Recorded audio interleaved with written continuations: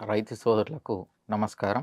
నా పేరు doctor why Pawan Kumar Reddy, శాస్త్రవేత్త, సేద్య విభాగం, వ్యవసాయ పరిశోధనా స్థానం, ఆచార్య ఎన్జీ రంగా వ్యవసాయ విశ్వవిద్యాలయం. మనం ఈరోజు ఆముదంలో తెగుళ్ళ యాజమాన్యం గురించి తెలుసుకుందాం.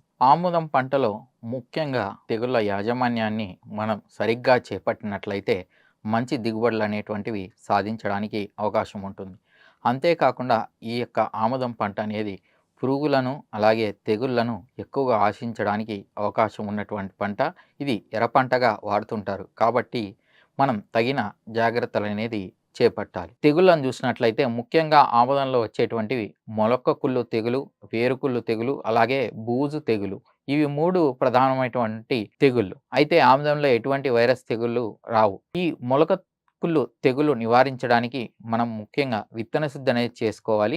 ఇదేంటంటే విత్తిన 7 నుండి 10 రోజుల్లో మొక్క బయటికి వచ్చిన తర్వాత లేత వయసులో ఆకులు ఎండిపోయి మనకు శిలీంధ్రం అనేది బాగా వ్యాపించి మొక్క చనిపోవడానికి అవకాశం ఉంటుంది. కాబట్టి ఇది భూమి ద్వారా వ్యాపిస్తుంది.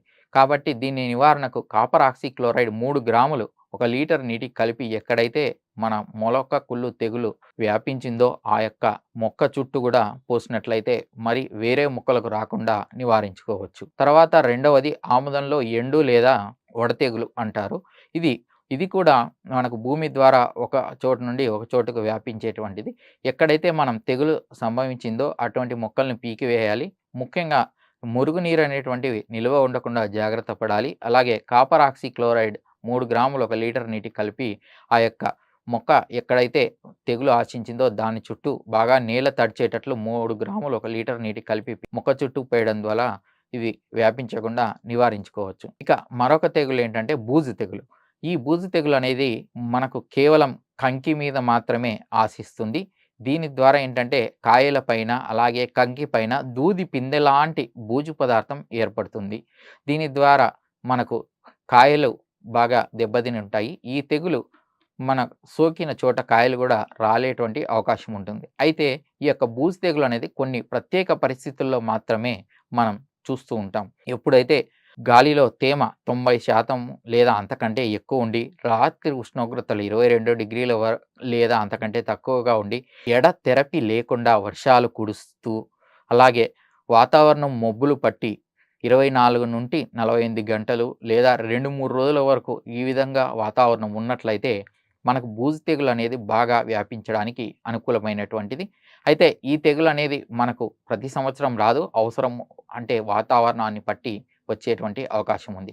ఈ తెగులు మనకు ఆశించినప్పుడు ఏంటంటే మనం ఖచ్చితంగా అంటే తుఫాన్ ఎప్పుడైతే వస్తుందో అప్పుడే ఇది తెగులు రావడానికి ఎక్కువ ఆస్కారం ఉంటుంది. కాబట్టి తుఫాను సూచనలు ఉన్నాయని మనం తెలిసినట్లయితే మనం దీని నివారణకు ప్రాపికొనజోల్ 1 లీటర్ నీటికి కలిపి పిచికారీ చేయాలి. లేదన్నట్లయితే కార్బండజిమ్ 1 గ్రాము మందును 1 లీటర్ నీటిలో కలిపి పిచికారీ చేసినట్లయితే సరిపోతుంది. అలాగే ఈ యొక్క వర్షం ఆగిన తర్వాత కూడా మళ్ళీ ఒకసారి 1 గ్రాము ప్రోపికొనజోల్ 1 లీటర్ నీటికి లేదా 1 గ్రాము కార్బండజిమ్ మందు లీటర్ నీటికి కలిపి వర్షం ముగిసిన తర్వాత ఒకసారి పిచికారీ చేయాలి. అలాగే పంటకు కొంచెం వర్షం తగ్గాక 20 కిలోల యూరియాను 10 కిలోల పొటాషియం అదనంగా వేసినట్లయితే ఈ బూజు తెగులు నుంచి కొంచెం వరకు తట్టుకొని మళ్ళీ మనకు కంకి రావడానికి అవకాశం ఉంటుంది. ఈ విధంగా ఆముదం పంటలో మనం తెగుళ్ళు మరియు పురుగుల యాజమాన్యాలకు ఈ విధంగా చెప్పినటువంటి సూచనలు మీరు పాటించినట్లయితే మంచి దిగుబడులు సాధించడానికి అవకాశం ఉంటుంది. నాకు ఈ అవకాశం ఇచ్చినటువంటి ఛానల్ వారికి ప్రత్యేక ధన్యవాదాలు తెలుపుకుంటూ సెలవు తీసుకుంటున్నాను.